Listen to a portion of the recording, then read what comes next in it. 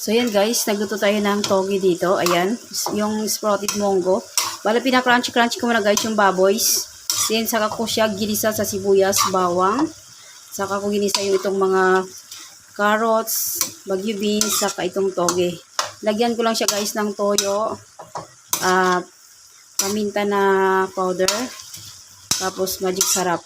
Huwag natin guys i-overcook ito kasi kung na-overcook to ay ano siya, pangit. So ayan, balikan natin maya-maya guys. Napakasimple lang ng ating lutuin ngayon.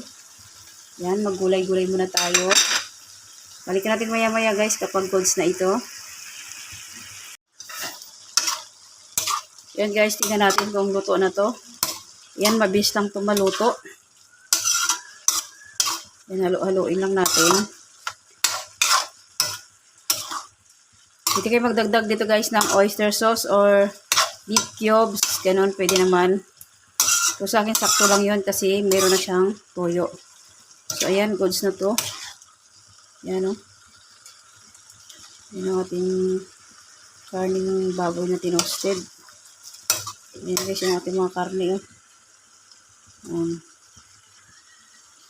Yan, crunchy ko siya para masarap.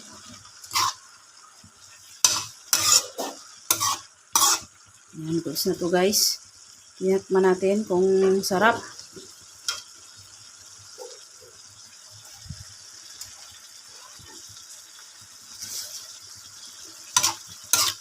Sarap.